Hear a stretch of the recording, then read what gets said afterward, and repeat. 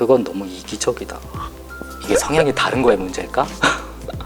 이 사람은 병원에 가야 되는 사람 아닐까? 이거 봐, 얼마나 착하니까 뭔가 이런 생각을 가지잖아. 닉네임이 소소야. 안녕하세요, 20살 후반 여성입니다. 요즘 문득 드는 생각이 연애에 더 이상 관심이 사라진 건지 사람이 만나기 두려운 건지 저도 제 마음을 잘 모르겠어요. 성민 오빠라면 이 상황에 연애를 하고 싶으실까? 성숙한 사람의 입장이 듣고 싶어 사연 올립니다. 저는 3년 전 남자친구와 헤어지고 그 후로 연애를 못했습니다. 상처받은 이유가 여러 가지예요. 제가 근무하는 일터에서 바람을 핀 것을 목격. 사귀던 중 동거를 했는데 저를 본집으로 보내고 다른 여자를 불러내서 하룻밤, 그리고 술을 좋아하여 잦은 외박. 헤어질 때 여자로 안 느껴진다며 헤어짐. 이런 일 말고도 더 여러 가지가 있는데 큰 사건으로 따지면 이래요. 저도 여자이고 사람인지라 타인의 사랑이 받고 싶은데 3년 내내 일만 하며 그 감정 이유 모르게 억누르고 저의 세계 속에서만 살아가게 돼요. 물론 사회생활은 잘해요. 이렇게 살다 보면 노처녀로 죽을 것 같은데 전 어떻게 해야 할까요? 이 사연자 여기 있니? 없어? 일단 얘의 가장 큰 문제는 뭔지 알아? 제가 근무하는 일터에서 바람을 핀 것을 목격을 하고도 만났어.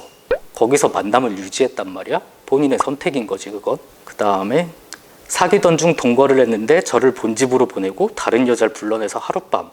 이것도 알았는데 알고도 만났단 말이야. 이 상황에 연애를 하고 싶으실까라고 물어보면 나는 이 상황을 만들지 않지. 왜냐면 그 전에 잘랐을 테니까. 본인이 선택을 해서 그렇게 된 건데 그것 때문에 상처받았어요. 자기가 참은 거잖아, 알면서도.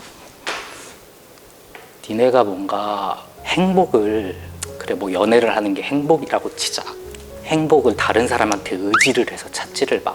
나 스스로 나 혼자서도 행복해질 만한 걸 찾아서 그냥 남한테 의존하지 말고 그냥 어차피 인생은 혼자 사는 거란 말이야. 사람이 이렇게 힘들고 이러면은 떠나갈 사람들은 다 떠나간단 말이야. 걸러질 사람들이 되게 걸러져. 근데 이건 네가 선택을 해서 이렇게 만든 건데 네가 애초에 딱 끊었으면은 동거할 일도 없었겠고 그 다음 일을 만들지 않았겠지. 그랬으면 이 정도까지 상처를 받았을까?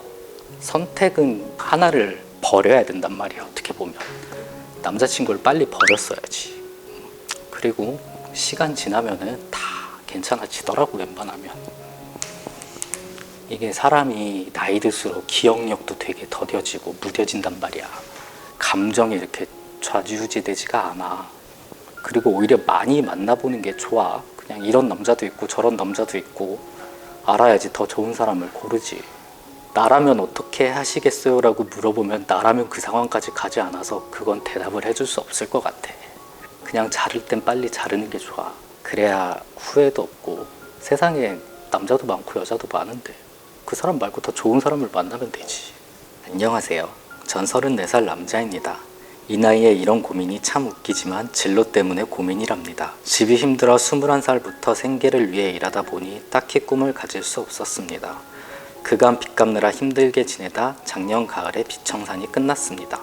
주변의 권유와 제 생각이 일치해 33살에 성우라는 목표가 생겼습니다. 하지만 어머니의 동생의 반대가 매우 커 성우하려면 집을 나가 독립하라고 합니다. 고시원 가서 살겠다고 하니 못 나가게 잡습니다. 이후 가족과 한 달간 냉랭하게 지내다 다시 듣는 말은 성우하지 말아라입니다. 특히 동생이 성우에 대해 극심하게 반대가 커 계속 마찰이 일어납니다. 가족들을 버리고 나가면 가족들 수입도 없고 집 월세도 못 냅니다. 지금 당장 할 수 있는 게 생활비 버는 거라 아이스크림 가게 매니저를 하고 있습니다만 성우가 하고 싶습니다. 이제 대원방송 공채 성우 모집이 시작되어 제 방에서 몰래 연습하고 있습니다. 제 삶을 개선시키고 싶은데 딱히 방법이 없습니다. 친구도 없고 딱히 말할 상대가 없어 이렇게 글을 남겨봅니다. 만약 이 글이 뽑히더라도 전 10시 반 퇴근이라 못 보겠죠. 인생이 힘듭니다. 하하 라고 오셨어. 근데 잠깐만, 여기 내용에 보면은 어머니와 동생의 반대가 매우 커 성우하려면 집을 나가 독립하라고 한다는데 막상 나간다고 하면 못 나가게 잡는 거는 뭐야? 그거는 이 사연자가 돈을 벌어다 주는 입장이라 그런 건가? 지금 보고 계시대. 그럼 답도 좀 해주실래요? 혼자 집안의 가장인 상태인 거죠? 그러니까 가족들이 반대하는 거는 생활비가 끊길까봐 반대를 하는 거네. 와, 그건 너무 이기적이다. 빚까지 다 갚았는데. 근데 솔직히 나이 들수록 꿈이 없는 사람이 많거든. 꿈이 있을 때 도전을 해봐야 되지 않을까? 일단 공채를 본 다음에 뽑히고 나면은 그때 교통정리를 하면 되지 않을까? 근데 가족을 위해서 희생하는 거는 아니라고 봐. 가족들도 다 성인인데 왜 가족은 독립을 안 하고 그거에 되게 익숙해진 것 같은데 가족한테도 독립할 수 있는 기회를 줘야 되지 않을까? 사연자가 혼자 다 가장이라는 이유로 다 감당해야 할 필요는 없을 것 같아. 동생이 뭐 이렇게 미성년자여서 어리고 이런 것도 아니고 다 성인인데 자기 인생을 좀 살았으면 좋겠어. 어쨌든 인생의 주체는 나잖아. 타인을 위해 살다 보면 되게 우울해지지 않을까? 가족과의 트러블을 만들기 전에 일단 성우부터 그냥 합격을 하고 그 다음에 이제 가족에게 나 이제 붙었고 빚도 갚았고 이제 내 인생을 찾겠다 라고 얘기를 하고 독립을 하는 게 낫지 않을까 서로. 그게 좋을 것 같아 내 생각엔. 꿈이 있을 때 도전하는 거는 되게 좋은 거야. 나는 꿈이 없거든. 꿈을 가져본 적도 없는 것 같고. 목소리 왕자님이 보이시네. 어때요? 답이 좀 됐나요? 꿈을 이루길 바래요. 뭐 성우가 나이 제한이 있는 건 아니니까. 사연이 또 왔어. 되게 심플한 사연이네. 와인님이 보내신 사연이야. 결혼을 앞두고 있는데 남편과 주위 사람들이 저보다 스펙이 높아서 움츠러들어요 라고 오셨는데, 스펙이라고 하는 게 뭐 이렇게 뭐 어느 대학에 나오고 뭐 집안이 어떻고 이런 건가? 맞아요? 그런 스펙을 얘기하는 거예요? 아, 직업이? 근데 결혼하는데 직업이 상관이 있어? 뭐 사회적 지위? 남편분은 직업이 뭔지 혹시 뭘까요? 그러니까 남편의 직업과 본인 직업 얘기해 줄 수 있어요? 전문직? 본인은 프리랜서 카피라이터. 아니 근데 뭐 이런 말도 있잖아. 직업에 귀천이 어딨냐고. 근데 뭐 심지어 불법적인 일을 하는 것도 아니고 본인도 직업이 있고. 혹시 남편이 그렇게 생각을 한다고 느끼는 거예요? 아니면 그냥 본인 혼자 이렇게 그렇게 생각하는 거예요? 시부모님도 조금 실망? 근데 본인은 그런 시부모님을 알고도 그 사람이랑 결혼이 하고 싶은 거예요? 아니면 본인이 왜 미안해? 그 사람이 본인 직업을 모르고 만난 것도 아니고 알고 만났는데.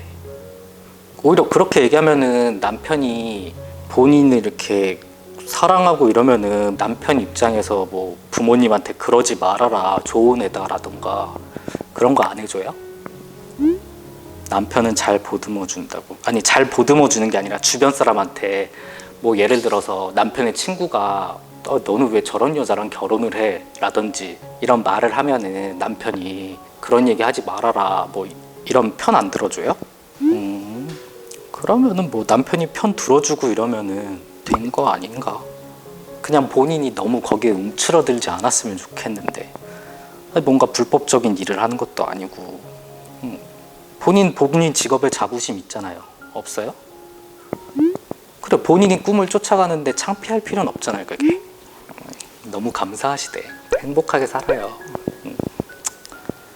결혼해서 좋은가? 모르겠다. 나는 결혼 안 해봐서. 근데 남편이 편 들어주고 그러면은 극복할 수 있지 않을까?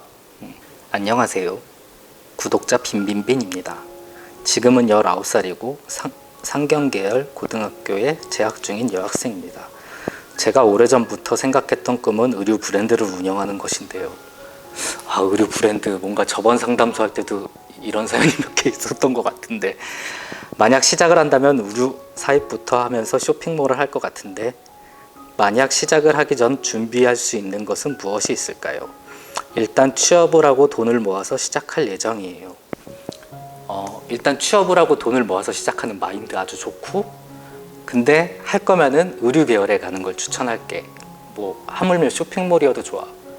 처음에 쇼핑몰부터 할 거니까 쇼핑몰에 먼저 취직을 해서 그 구조를 알아야겠지.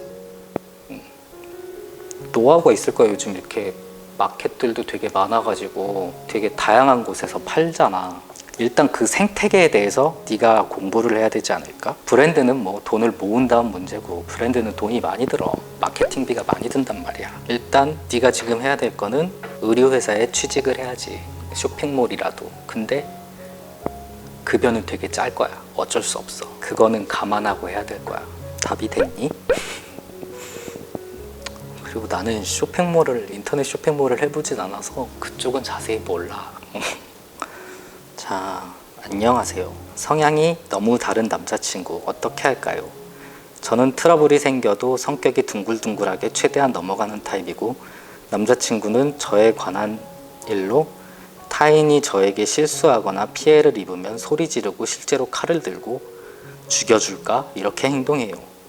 저는 단순히 위로받고 싶어서 말한 건데 오히려 남자친구가 나설 때 무섭게 느껴져요. 성향이 너무 다르면 어떻게 해야 할까요? 이게 성향이 다른 거의 문제일까? 사람이 무슨 문제로 해서 칼을 들고 이러면은 이 사람은 병원에 가야 되는 사람 아닐까? 이건 성향의 문제가 아니라 헤어져야 되는 거 아니야?